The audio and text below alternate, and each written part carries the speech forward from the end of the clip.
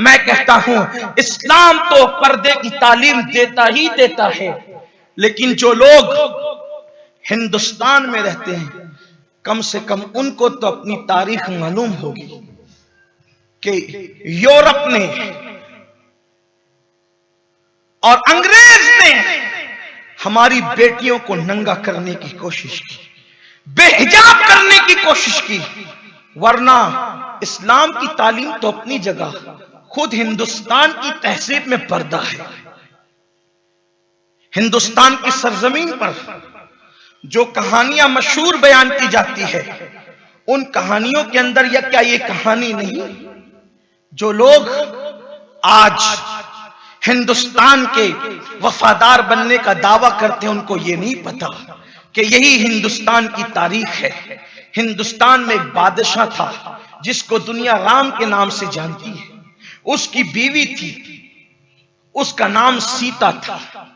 सीता को जब एक दहशतगर्द रावण नाम का उठा करके ले गया, तो राम अपने भाई लक्ष्मण के साथ उसको ढूंढने के लिए निकले। यह हिंदुस्तान की तारीख है। मुसन्निफ, मुहर्रिर कहां तक इंसाफ करता है ये उसकी अपनी जिम्मेदारी है, लेकिन हकायक जो भी हो, ये बात तो हिंदुस्तान में बयान की जाती है। सीता को जब रावण उठाकर ले गया और ढूंढने के लिए राम निकले अपने भाई लक्ष्मण के साथ, तलाश करते करते फिरते फिरते जब एक मुकाम पर पहुंचे तो कहीं पर सीता का हार मिला, कहीं पर सीता के कान की बालियां मिली, कहीं पर सीता के हाथों के कंगन मिले। राम उठाते रहे, आगे बढ़ते रहे। यह निशानी थी कि सीता कहीं मौजूद है। सीता जिस वक्त तो उठाकर ले जाने वाला ले जा रहा था, तो कहीं अपने गले का हार, कहीं अपने कान की बालियां, कहीं अपने हाथों के कंगन वो डालती रही। क्यों? उसे यकीन था कि कोई ढूंढने वाला आएगा तो इन निशान पर चल करके वो मुझे तलाश कर लेगा। जब हार देखा, राम की बीवी थी, राम ने पहचान लिया ये सीता का हार है। का बालियां देखी, राम ने पहचान लिया सीता की बालियां हैं। कंगन देखे, राम ने पहचान लिया कि सीता का कंगन है।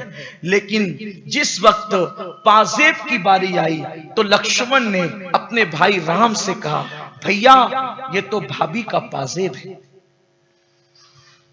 ये तो भाभी का पाजेब है। मौर्रिक लिखता है कि लक्ष्मण से पूछा गया कि तुमने अपने भाभी का हार नहीं पहचाना, तुमने अपनी भाभी की कान की बालियां नहीं पहचानी, तुमने अपने भाभी के कंगन नहीं पहचाने, तुमने अपने भाभी के पाजेब ही कैसे पहचाने? हालांकि भाभी का हार भी तो पहचाना जा सकता था, भाभी की कान की बालियां भी तो पहचानी जा सकती थी, भाभी के हाथ के कंगन भी तो पहचाने जा सकते थे, लेकिन तुमने कुछ नहीं पहचाना, पाजेब भी क्यों पहचाना? तो लक्ष्मण ने अपने भाई राम से कहा कि मैंने अपने भाभी के पाजेब के पैरों के सिवा उसके पूरे वजूद को कभी नहीं देखा था।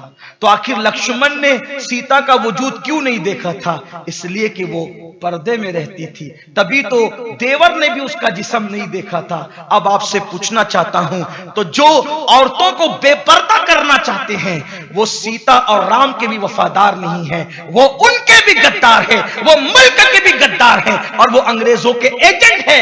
इसलिए कि इस्लाम तो पर्दे की बात करता ही करता है, इसलिए कि इस्लाम गैरत का और गैरत वालों का मजहब है, लेकिन पर्दे की बात तो हिंदुस्तान की पुरानी तहजीब भी करती है। अगर आज से आप 10-20 साल पीछे जाकर के देखें तो अल्लाह अकबर, जो लोग मुसलमान औरतें नहीं हैं उन लोगों का भी ये हाल था कि वो हमारी गलियों में अगर झाड़ू देने के लिए आती थी तो वो भी घूंघट डाल करके, चेहरा छुपा करके आती थी। आप लोगों ने अपनी माथे की आंखों से ये मंजर देखा होगा। तो हमारे मुल्क की गंगा जमनी तहजीब में भी तो पर्दा है।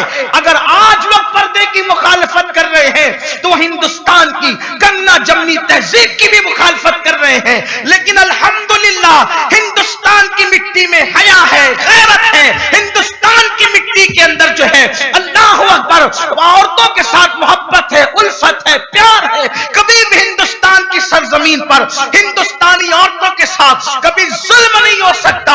अल्लाह अकबर। अगर आज लोग हिंदुस्तान की किसी बच्ची को बेनकाब करना चाहते हैं तो वो सिर्फ इस्लाम का मजाक नहीं उड़ा रहे हैं, हिंदुस्तान की पुरानी तहजीब का मजाक उड़ा रहे हैं। लेकिन मैं उस बच्ची को सलाम करता हूं कि दर्जनों गुंडे एक तरफ चीख रहे हैं और वो बच्ची पर्दे की पाबंदी के साथ सैयदा ज़ैनब का किरदार लोगों के सामने पेश करके बता रही है कि अब भी करबला का वो पैगाम न मुसलमान मर्दों ने भुलाया है, न मुसलमान बेटियों ने भुलाया। और उस बच्ची ने भागने वाली और मुर्तद होने वाली उन बच्चियों को पैगाम दिया कि मुर्तद होने में इज्जत नहीं, गैरों का हाथ पकड़ के भागने में इज्जत नहीं। जब भी जमीन का सौदा हो तो इस्लाम पे डट जाने में इज्जत है। एक तरफ मुर्तद होकर भागने वाली वो बेटियां हैं जिनको कोई नहीं पूछता, और एक तरफ इस्लाम की वो बेटी है जो नारे तकबीर बुलंद करती है। तो सोचो अल्लाह के नाम में कितनी ताकत है कि उसने 3 मरतबा अल्लाह अकबर कहा और एक गुमनाम घराने की बच्ची चंद सेकंड में पूरी दुनिया के अंदर मशहूर हो गई। अल्लाह बता रहा है कि मेरे नाम की ताकत देखो, फज़कुरूनी अज़कुरकुम का जलवा देखो कि उसने अल्लाह अकबर 3 मरतबा क्या कहा। उसके बाप को कोई नहीं जानता, उसके खानदान को कोई नहीं जानता, लेकिन अल्लाह अकबर के नाम की बरकत कि पूरी दुनिया में आज उसके नाम के डंके बज रहे हैं। और वो बच्ची का किरदार पूरे हिंदुस्तान की बेटियों को बता रहा है कि बिकने में फायदा नहीं, दीन से दूर होने में फायदा नहीं, भागने में फायदा नहीं, दीन पर डटने में फायदा है। और आज उसको वो इज्जत मिली इंशाअल्लाह कि रहती दुनिया तक के उसका तस्करा होगा, रहती दुनिया तक उसको याद किया जाएगा। और क्यों ना हो, कुरान कहता है वलिल्लाहिल इज्जतु वलिरसूलिही वलिलमुमिनीन, इज्जत तो अल्लाह के लिए है, इज्जत तो अल्लाह के रसूल के लिए है, और इज्जत तो नबी के वफादारों के लिए। जब जब कोई अल्लाह रसूल का वफादार होता है अल्लाह उसको ऐसी इज्जत अता करता है। और मैं मुसलमानों से कहना चाहता हूं, अगर आज लोग कहते हैं कि हिजाब वालों को हम पढ़ने नहीं देंगे, पर्दा करने वालों को हम पढ़ने नहीं देंगे, तो मुसलमानों को चाहिए कि वो मुत्तहिद होकर सहाबा और अहले बैत और सवाद आजम के अकीदे पर मुत्तहिद होकर लड़कियों की अलग से कॉलेजेस कायम करें, लड़कियों के अलग से स्कूल्स कायम करें, और उनको ऐसा तमाचा मारें कि तुम क्या नहीं पढ़ाओगे, हम अपनी बेटियों के लिए पढ़ाने का इंतजाम अलग से करेंगे। मुसलमान आज इस पर तवज्जो नहीं कर रहा है। बेटियों की शादियों पे लाखों रुपए खर्च हो रहे हैं। काश एक बेटी की शादी पे लाखों और करोड़ों खर्च करने की बजाय अगर वो करोड़ों रुपयों की हिफाजत कर ली जाए तो हजारों मुस्लिम बेटियों की इज्जत और आबरू महफूज की जा सकती है। और यूं भी ये बेहिजाब करना क्यों चाहते हैं? ये बेहिजाब इसलिए कि भेड़िया हमेशा चाहता है, भेड़िए की हमेशा ख्वाहिश है कि बकरियां चरवाहे की निगहबानी से दूर हो जाए। बकरियां चरवाहे की निगहबानी से दूर हो जाए। बिल्ली की नीयत यह है कि मुर्गी दरबे से बाहर हो। कुत्ते की नीयत यह है कि चिड़िया दरबे से बाहर हो। क्यों? इसलिए कि कुत्ते की नीयत उस वक्त तक मुकम्मल नहीं हो सकती जब तक कि चिड़िया दरबे में है। चिड़िया दरबे में है, वो भौंक करके कहता है कि ये जुल्म हो रहा है, इसको आजाद करो। तो आजाद कराने में चिड़ियों से कोई मोहब्बत नहीं है। उन चिड़ियों को लुक़्मा तर बनाना चाहता है कुत्ता, इसलिए वो उसकी आजादी पर भौंक रहा है। वरना उसको चिड़ियों से कब से प्यार होने लगा? चिड़ियों से प्यार तो उस मालिक को है जो कुत्ते के गंदे दांतों से उन चिड़ियों को बचाना चाहता है। इस्लाम औरत को तहफ्फुज देता है, इसलिए कि हमारे यहां औरत को औरत कहते हैं, और औरत का मतलब होता है लुगत में हिफाजत की चीज, छुपाने की चीज, हिफाजत की चीज। हमारी औरतों की हिफाजत की जाती है, और जिस चीज की भी हिफाजत की जाती है उसको छुपाया जाता है। बगैर छुपाए हिफाजत नहीं हो सकती। मिसाल के तौर पर, अगर मक्खियों से मिठाई की हिफाजत करना हो तो मक्खियों से छुपाना पड़ेगा। चूहों से अगर खाने की हिफाजत करना हो तो खाने को ढांक करके रखना पड़ेगा। खाना खुला रखोगे तो चूहे मुंह डालेंगे, बिल्लियां मुंह डालेगी, कुत्ते मुंह डालेंगे, तो उसको ढांक के रखना पड़ेगा, छुपा के। बिल्ली नाराज क्यों है? हमने खाना ढक दिया। खाने को छुपाने पे बिल्ली नाराज है, खाने को ढकने पे चूहे नाराज है, खाने को ढकने पर कुत्ते नाराज है। क्यों? ये तो छुपा के खाने पे जुल्म करते हैं। खाने पे जुल्म नहीं, खाने की हिफाजत इसको ढके बगैर नहीं है। तो खाना महफूज रखना हो तो उसको ढकना पड़ता है, और औरत को महफूज रखना हो तो उसको पर्दे में रखना पड़ता है। पर्दा जुल्म नहीं है, पर्दा हिफाजत का जरिया है। अल्लाह अकबर। ये देखो, हम जो कपड़े लेते हैं बदन पर, तो कपड़े पहनने से हमारा जिस्म ढका रहता है, जरासीम से छुपा रहता है, जरासीम से महफूज रहता है, बीमारियों से महफूज रहता है। जो लोग पर्दे को निशाना बनाते हैं, आप मैं उनसे पूछता हूं वो मास्क क्यों लगा रहे हैं? पूरी दुनिया मास्क लगा रही है। हम हरम में गए, हमें हरम में तक मास्क, इहराम में तक मास्क लगाना पड़ा। क्यों? का बीमारी से बचने के लिए मास्क है। मैंने कहा बीमारी से बचने के लिए अगर मुंह छुपाया जा सकता है तो आबरू की हिफाजत के लिए मुंह क्यों नहीं छुपाया जा सकता? और जो आबरू बचाने के लिए मुंह नहीं छुपाते, तवज्जो करना, जो आबरू बचाने के लिए मुंह नहीं छुपाते, फिर उनको मुंह छुपा छुपा करके फिरना पड़ता है। इसलिए मुसलमानों की जिम्मेदारी, वक्त बहुत ज्यादा हुआ, मुसलमानों की जिम्मेदारी है वो पर्दे को आम करें। रोड पे हम कोई धींगा मस्ती नहीं चाहते, हमारा मजहब अमन का मजहब है। हम कोई हंगामा आराई नहीं चाहते, हमारे मजहब ने हंगामा आराई की इजाजत नहीं दी। लेकिन मुसलमानों को चाहिए कि वो इतना खूबसूरत एहतजाज दर्ज कराएं। एक बेटी के साथ बदतमीजी हुई।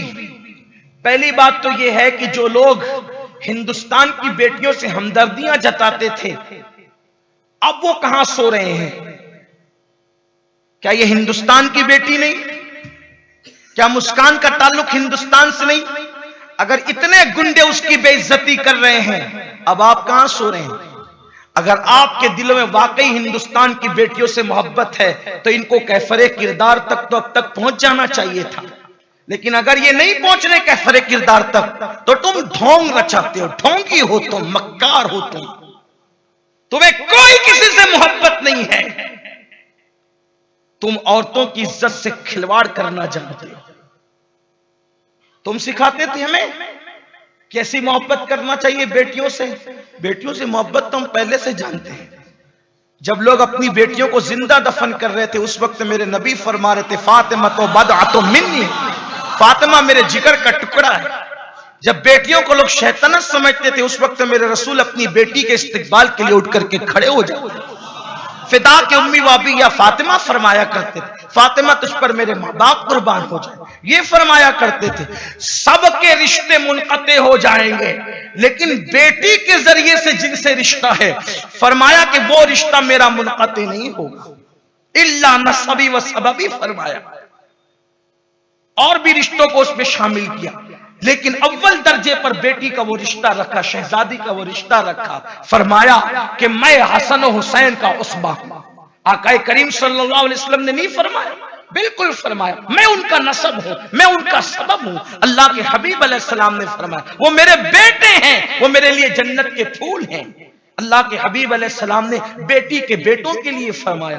तो हमें तो बेटियों से प्यार मेरे नबी ने पहले ही करके बताया, हमने प्यार किया, आपने तो इस्तेमाल किया, नाम इस्तेमाल किया। एक बेटी से इतने सारे लोग बदतमीजी करते हैं, आप खामोश हैं, आप कुछ नहीं कह सकते।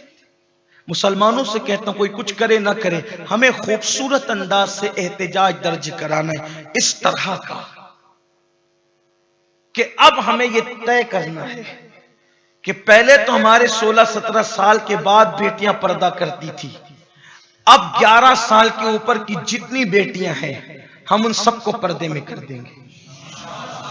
हमारी कोई बेटी बेपर्दा नहीं घूमेगी, हमारी कोई बेटी बेपर्दा, यूं भी हमारी बेटियां बेपर्दा जाती नहीं, लेकिन आज के बाद मजीद इस पर कोशिश होगी। आखिर हिजाब से इतना खौफ क्यों है, पर्दे से इतना खौफ क्यों है, क्यों इतने खौफजदा हैं? इसलिए कि इनके मंसूबे अच्छे नहीं हैं। हमारी बेटियों को ये इज्जत में देखना नहीं चाहते, और सबसे ज्यादा वो बेटियां इज्जत से रहती है जो पर्दे से रहती है। एक खातून बरतानिया की सरजमीन पर इस्लाम कबूल करती, इस्लाम कबूल करने के बाद उससे पूछा जाता है कि तुमने इस्लाम क्यों कबूल किया, और तुम बुर्के की पाबंद हो गई तो तुमको तकलीफ नहीं होती, तुमको घबराहट नहीं होती, तुमने इस्लाम कैसे कबूल कर लिया? उसने कहा मेरी सहेली मुसलमान थी, जब वो बुर्का पहनकर चलती और हम बगैर बुर्के के चलती तो वो महफूज रहती, उसको कोई देख नहीं पाता, और हमें हर बंदा ऐसे देखता जैसे कस्साब की दुकान पर गोश्त का लोथड़ा लटका हुआ होता है तो उसको हर भूखा ललचाई हुई नजर से जैसे देखता है, वैसे लोग हमें तकते थे। और उसको महफूज हमने जब देखा तो हमने सोचा अगर बेटी को या औरत को कोई मजहब तहफ्फुज फराहम कर सकता है तो वो मजहब इस्लाम है। पर्दे में कोई वहशत नहीं है, पर्दे में कोई तकलीफ नहीं। 3 साल से तो लोग मर्द खुद पर्दा करके घूम रहे, मुंह पे मास्क लगा के घूम रहे। जब आपको मास्क लगाने से तकलीफ नहीं तो उसको चेहरा छुपाने से क्या तकलीफ? आपको तो इन 3 सालों में कुदरत ने अच्छे से जवाब दे दिया। और सुन लो, उन आजाद ख्याल बेटियों से भी कहना चाहता हूं जो सीरियल देखकर, फिल्में देखकर या बातिल ताकतों का और यूरोपीय ममालिक का एजेंट बनकर बुर्के के खिलाफ, पर्दे के खिलाफ बकवास करती है, उनको पता होना चाहिए कि इस्लाम के साथ बगावत करने वालों को इज्जत नहीं मिलती, इस्लाम के साथ वफा करने वालों को इज्जत मिलती है। अल्लाह ने उस बच्ची को दौलत भी दी, इज्जत भी दिया, नाम भी दिया, और बल्कि उस बच्ची को मैं अगर 1 मर्तबा सलाम करूंगा तो उसके माँ बाप को मैं 10 मर्तबा सलाम करूंगा कि उसके माँ बाप ने उस बच्ची की तरबियत कैसी की, कि जहां मर्दों की जुर्रत जवाब दे जाए वहां उस बच्ची ने कितनी जुर्रत से काम लिया।